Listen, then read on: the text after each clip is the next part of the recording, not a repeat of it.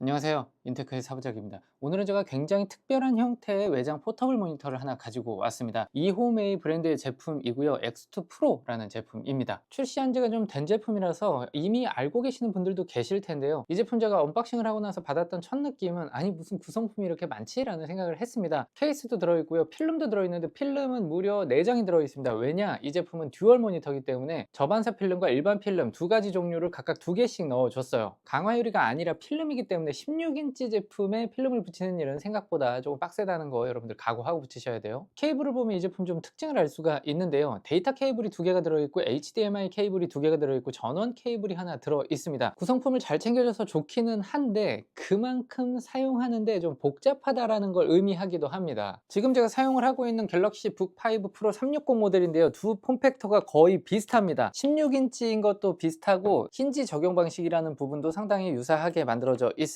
360 같은 경우도 이렇게 360도 접히는 폼팩터를 가지고 있죠. X2 프로도 디스플레이를 열어서 360도 접을 수 있도록 설계가 되어 있습니다. 가운데 힌지가 적용되어 있는데 이 힌지의 강도는 약간 아쉬운 수준입니다. 자, 그런데 제가 지금 두 손으로 이렇게 드는데도 굉장히 무거워요. 2kg가 훌쩍 넘어가는 무게이기 때문에 이동이 필요할 때는 백팩을 이용하셔야 할 것 같고요. 전반적으로 만듦새는 상당히 좋은데요. 가격을 생각하면 이 정도 만듦새는 나와줘야 되지 않나 라는 생각이 들기도 합니다. 스탠드 쪽에 보면 대부분의 단자가 다 있습니다. 아래쪽에 있는 게 전원 단자고요. 그 위쪽이 데이터 단자고 그 위쪽은 미니 HDMI 포트가 있어요. 미니 HDMI하고 데이터 단자는 2개씩 들어 있습니다. 전원은 1개만 있고요. 이 제품이 지금 듀얼 디스플레이이기 때문에 전원은 한 번에 공급을 받지만 디스플레이 데이터에 관련된 부분들은 나눠서 받을 수도 있다라고 생각을 하시면 되겠어요. 아래쪽에 보면 고무 마감도 되어 있는데요. 마찰력이 상당히 뛰어나기 때문에 크게 움직이지 않고 밀리지 않고 사용을 할 수가 있다는 점 좋았습니다. 대략적인 스펙을 보면 2.5K 해상도, 60Hz 주사율, 그리고 400칸달러의 밝기, 그리고 QLED 광원과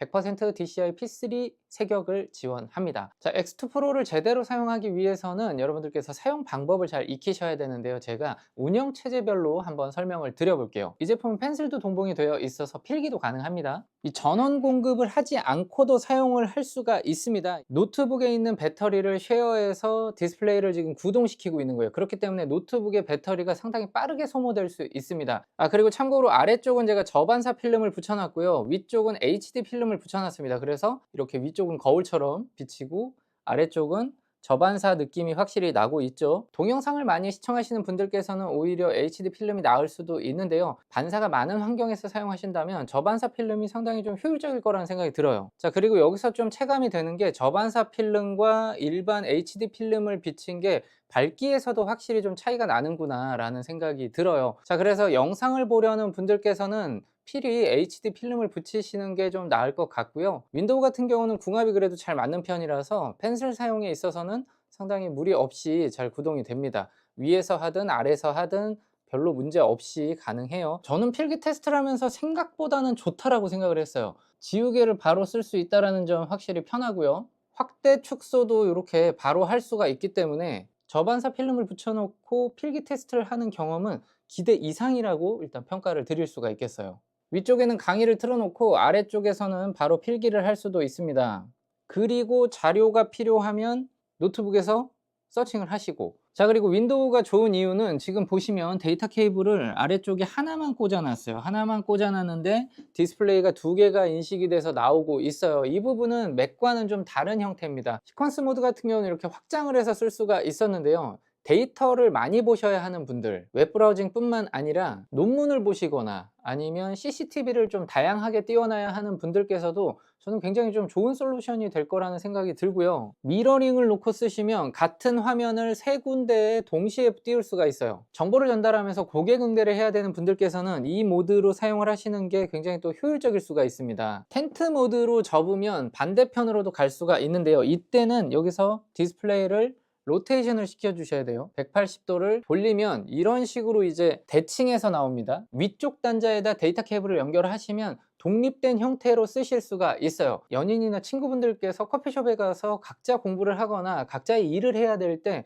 이 제품 하나만 가지고 가면 두 분 모두 확장 모니터를 활용하실 수가 있습니다. 어떻게 활용을 해야 할지 고민을 하다 보면 정말 사용 패턴이 무궁무진한 그러한 제품이라는 생각이 들었어요. 키보드를 활성화를 시키고 사용을 하실 수가 있어요. 필요 없을 땐 내리면 되고요. 멀티터치를 하게 되면 등장을 합니다. 이때 사용을 하실 수가 있는데요. 터치식이라서 적응이 필요하긴 한데 필요할 때는 좀 요긴하게 쓸 수 있지 않을까라는 생각이 들어요. 네, 이번에는 맥북과 연결을 한번 해보겠습니다. 맥북에서도 좀 신기한 부분들도 있고 제한사항들도 조금씩 있어요. 맥과도 호환이 잘 됩니다. 맥의 경우에는 한 포트에서 디스플레이를 하나씩만 인식을 하고 있습니다. 그래서 두 개를 쓰고 싶으시면 데이터 케이블을 두 개 연결하셔야 돼요. 자, 그럴 때 HDMI 케이블로 연결하실 수도 있고 데이터 케이블로 연결을 하실 수도 있는데 HDMI 케이블로 연결을 하시면 터치 기능은 활용하실 수가 없다는 점 참고하시기 바랍니다. 맥은 그래서 케이블을 두 개 꽂고 독립 모드로 놓으셔야 각각의 모니터로 인식을 시킬 수가 있습니다. 지금 보시면 맥에서도 이런 식으로 터치를 쓸 수 있게 되는 경험을 하게 돼요. 아이패드에서만 되던 것들을 맥에서 이제 할 수 있게 되는 경험을 하게 됩니다. 자, 그런데 한 가지 유의하실 점이 있어요.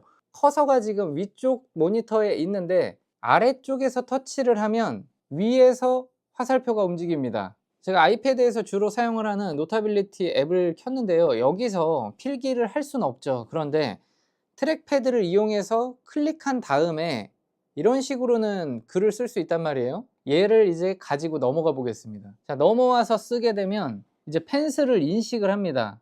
근데 팜 리젝션도 좀 이상하고 포인터로 동작을 하는 거예요. 이런 식으로 지금 보이세요? 포인터가 등장을 한 거 요렇게